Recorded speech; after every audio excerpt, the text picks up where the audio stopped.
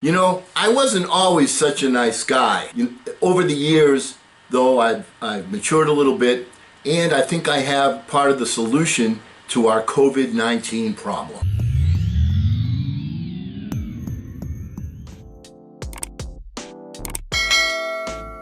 Hello again, everyone. I'm Eli's dad with Project Eli, where we educate, lead, and inspire.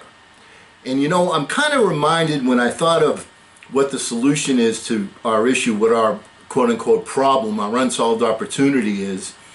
I thought back to when I was a young man in my late 20s, early 30s maybe, and I went to a wedding of one of my cousins. Okay, now I'm originally from the Boston area, and we had most of the relatives living in the Boston area, but we did have somebody that lived in New York, as they used to say.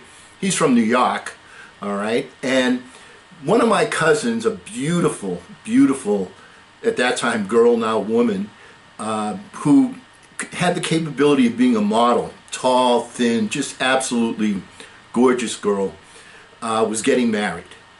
And so we, the relatives from Boston, all drove down to New York for the wedding. And I'm sitting there in the place where they're holding the wedding with my Uncle Jackie. And my Uncle Jackie and I kind of would go at it a little bit. And I want to give you an example until my aunt just said, "Will you two shut up already?" Okay. It started off, we're there, we're in the hall, and my other aunt, who was the mother of the bride, was somebody that wasn't in favor of the wedding because of a kind of a dumb reason.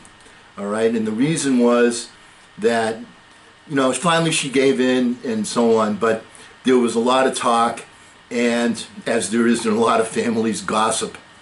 And anyway, because the groom was about 6 inches or so shorter than the bride. The bride, as I said, tall, beautiful, model-like, and the groom, successful in his own right. I mean, tremendous catch for her. Okay, no question about it. But my point is, so I wanted to go over with you the conversation that I had with my Uncle Jackie. Because we were always kidding, and we were talking about the aunt that was not happy because he was short. And my Uncle Jackie turns to me and says, your aunt feels like she's being shortchanged. And I turned and I said to him, you just need to be patient.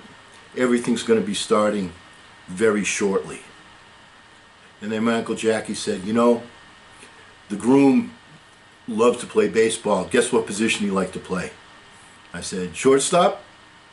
I said, yep. I said, not only is he established in his own profession, but he's somewhat of an amateur author.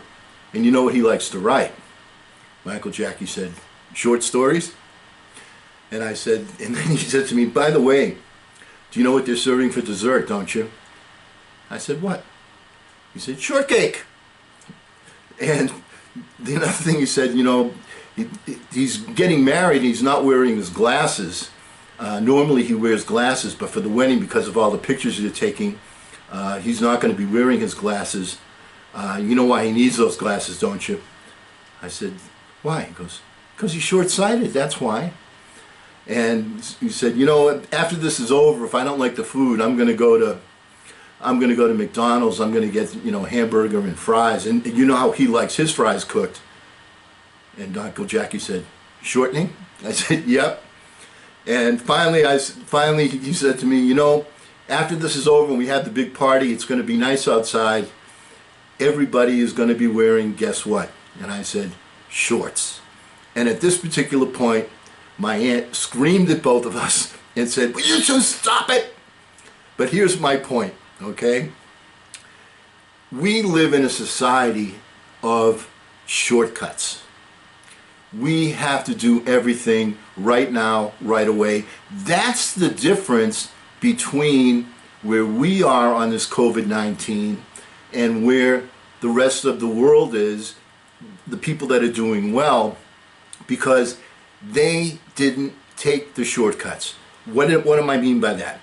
Well, we had the lockdown, and effectively we had it up until around Memorial Day. And then once Memorial Day hit, everybody became complacent, they lost their vigilance, they gathered together, and look where we are. And that attitude was the dominant attitude in this country. We didn't have leadership from the top that was constantly pounding and hammering us. You got to stay vigilant. You can't have complacency. We've got to continue to social distance. And this is the problem. No question about it, is that we have so little patience.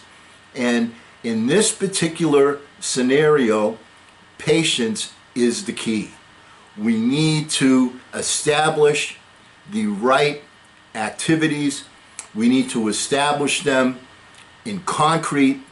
We need to avoid, we have to have the mask, you got to wash your hands, you got to social distance, and you've got to be vigilant about it, but we don't have the patience because we are a right now society. And I'm telling you this because I'm sure you've been, in between watching this particular video, that you're binge watching some series on TV, or you recognize what I mean? That is our mindset, is that we have no patience whatsoever. And one of the things that makes somebody successful, after all, this is a personal development channel, is maintaining the patience to see the job through to the end. Is it any wonder that when you take a look at the numbers, that it's 95% unsuccessful, 5% successful, the 1 out of 20 are successful? It's because they have the patience and the wherewithal to see the job through. So now is the time for we as a country to show that we have the patience, that we have the stamina to get this job done. So let's not be short-sighted, and I promise you, at the end, when we have the numbers down, everybody will be eating strawberry shortcake. And because we never end a meeting on a philosophical note, let's be vigilant, let's be patient, let's do the things we have to do, and get out there and charge! I'm Eli's dad.